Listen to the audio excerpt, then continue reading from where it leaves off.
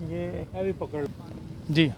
جی سر، آج آپ نے وزٹ کیا یہاں اٹک جیل کا، خان صاحب سے آپ کی ملاقات ہوئی، اس کے بارے میں ذرا تھوڑا تفصیلات سے آگاہ کیجیے گا، آج کیا کوئی اپڈیٹ ہے؟ دیکھیں جی، خان صاحب سے ملاقات ہوئی ہے اور خان صاحب کا مورال پہلے کی طرح بڑا بلند تھا، اور خان صاحب کے حوصلے جو ہیں وہ پہاڑوں کی طرح بلند تھے، اور کسی طرح سے جو خبریں چلائی جا رہی تھیں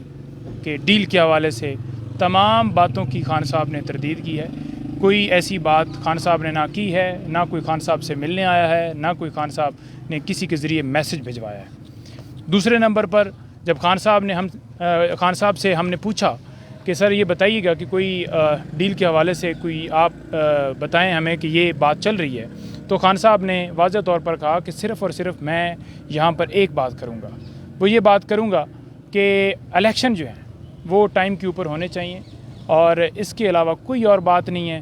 یہ سارے وہم نکال دیں کہ ان کے اندر کوئی وہم ہو، ان کے اندر کوئی ایسی بات ہو،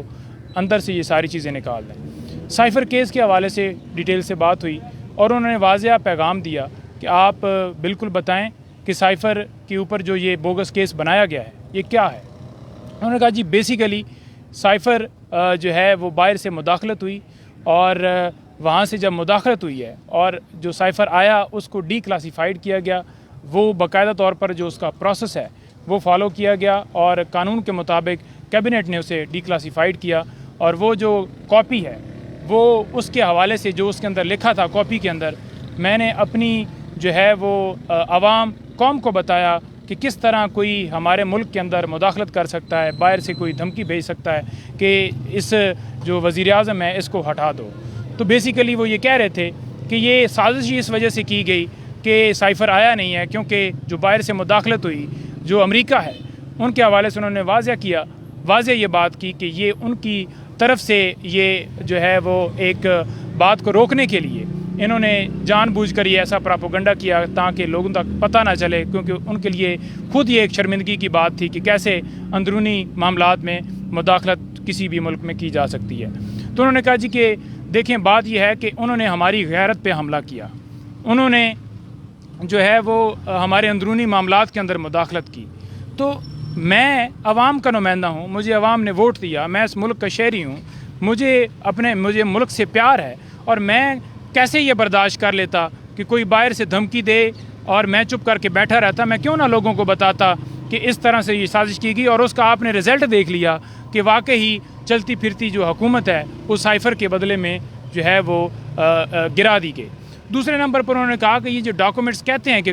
کوڈ جو ہیں شیئر کیے گئے، کسی طرح سے کوڈز نہ شیئر کیے گئے، نہ کوئی ایسی جو اوریجنل جو سائفر ہے اس کو میں نے کسی کے ساتھ شیئر کیا، بلکہ اس کے اوپر تو وہ اوریجنل جو ہے وہ فارن آفس کے اندر موجود ہوتا ہے اور ابھی بھی وہاں پر ہی ہے۔ تو یہ صرف اور صرف الزام یا اس کیس اس وجہ سے بنایا گیا ہے تاکہ میری ہمت ٹوٹ جائے۔ یہاں پر انہوں نے بتایا کہ مجھے جو رپورٹ جمع کروائی گئی ہے سپریم کورٹ میں، تو انہوں نے کہا کہ یہ دیکھیں یہ جو ساری باتیں کی جا رہی ہیں نا کہ ایسی سہولتیں مل گئی ہیں، یوں ہو گیا ہے، یہ ہو گیا ہے، اور وہ بڑا جو ہے اندر جو ہے آرام کر رہے ہیں۔ انہوں نے کہا جی بالکل وہی سیل ہے، اسی طرح سے رکھا ہوا ہے، وہی پوزیشن ہے جو پہلے دن آ کے میں نے ادھر بتائی تھی، اور اسی طرح سے رکھا گیا ہے۔ لیکن خان صاحب نے کہا کہ دیکھیں یہ قربانی دینی پڑتی ہے، قوم کے لیے قربانی دینی پڑتی ہے، اپنی نسلوں کے لیے قربانی دینی پڑتی ہے، اور وہ میں قربانی دے رہا ہوں اور دوں گا۔ عوام کے حوالے سے انہوں نے واضح میسج بھیجا ہے کہ دیکھیں جس طرح مجھے یہاں پر رکھا گیا ہے اور میں اپنے موقف سے کبھی بھی نہیں ہٹوں گا، کیونکہ یہ حقیقی آزادی کی جنگ ہے، اور اس حقیقی آزادی کی جنگ جو ہے اس کو آپ نے بھی اسی طرح سے کنٹینیو رکھنا ہے، اور جو قوم جھک جاتی ہے، ڈر جاتی ہے یا اپنے موقف سے پیچھے ہٹ جاتی ہے تو وہ کبھی بھی آزاد نہیں ہوتی، اور یہ آپ لوگوں کی آزادی کی جنگ ہے۔ آج انہوں نے کہا کہ دیکھ لو کہ غریب عوام کے ساتھ کیا کیا جا رہا ہے۔ آج انہوں نے کہا کہ آپ یہ دیکھ لو کہ ملک کے اندر مہنگائی کہاں پر پہنچ گئی ہے، چیزوں کی قیمتیں کہاں پر پہنچ گئی ہیں، پیٹرول ڈیزل کہاں پر پہنچ گیا ہے۔ آج جو بجلی کے بل ہیں،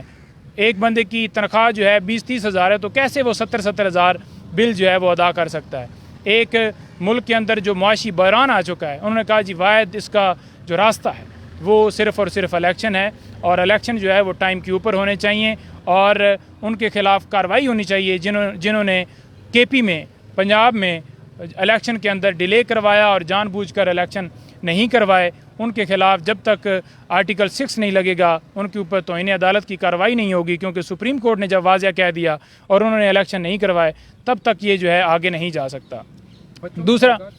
दूसरा उन्होंने जो ये बात की है कि देखें, मेरी ना जायदाद बाहर है, ना मेरे बैंक्स बाहर हैं, ना मेरी कोई प्रॉपर्टी बाहर है, मैं इस मुल्क का हूँ और मैं इस मुल्क के अंदर रहूँगा। ये वहम दिल से निकाल लें कि मैं मुल्क छोड़कर बाहर चला जाऊँगा, और मैं हर तरह की, जिस तरह की ये तकलीफ़ दें, जिस तरह का ये हाल रखें। उन्होंने कहा कि मेरे जो हवाले से कोई बात करने की कि मुझे ये फैसिलिटी है या नहीं, उसको छोड़ दें। मैं जो अपना मेरा मकसद है वो मैं हल करने के लिए जो भी रास्ते में आएगी वो डेफिनेटली मैं फेस करूँगा और हर रुकावट को मैं बर्दाश्त करूँगा। यहाँ पे थोड़ा सा मैं ऐड कर दूँ कि खान साहब का अंदर वही स्टैंड है।